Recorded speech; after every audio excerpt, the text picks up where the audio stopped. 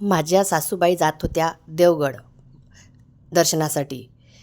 भजन मंडळी आहे त्यांची, त्या भजन मंडळीत. पण त्यांना एवढी घाई, बघा मी त्यांचा व्हिडिओ काढला जाताना, खूपच घाई.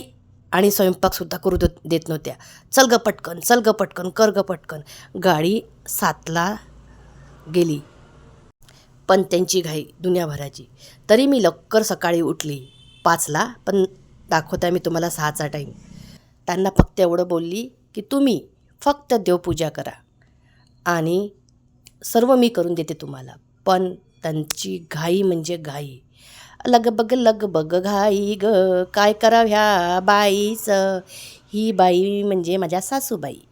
बघा मी त्याच्यासाठी बेसन केलं आणि तेही आंबट. त्यांना आंबट बेसन आवडते, ठीक आहे आंबट बेसन खा. आणि आलूची भाजी पण दिली. 2 टाईमचा डबा द्यायचा होता त्यांना. तर सकाळी म्हटलं आलूची भाजी खा आणि संध्याकाळी आंबट बेसन. कणिक भिजवली होती. इकडे पोळ्याही करतच होती मी. पण त्यांना घाई एवढी होती की बोलायचं काम नाही. त्या पोळ्या विसरली. मग माझ्या सासऱ्यांना मी डबल पाठवलं. गाडी निघायला वेळ आहे म्हटलं, तुम्ही पटकन जा आणि पोळ्या घेऊन जा. अशी आमच्या घरची मजा मजा मजा. काय करावं ह्या मजेचं.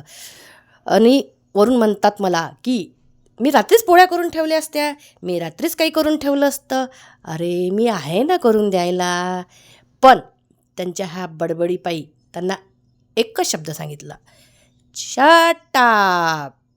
तर त्या चूप झाल्या आणि त्या निघून गेल्या. असं आमचं काम झालं. त्याच्यानंतरही मी त्यांना कॉल केला आणि विचारलं की पैसे घेतले ना, पर्समध्ये टाकले ना. त्यांना विसरायची सवय झालेली आहे.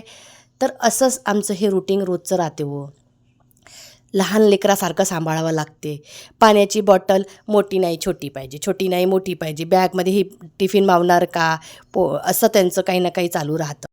असो, पण त्यांना विसरण्याची सवय आहे. तर मी त्या भजन मंडळींना सांगून आली आहे की सासूबाईंना पद्धतशीर आणा, पद्धतशीर न्या. मी त्यांच्याशिवाय राहू नाही शकत.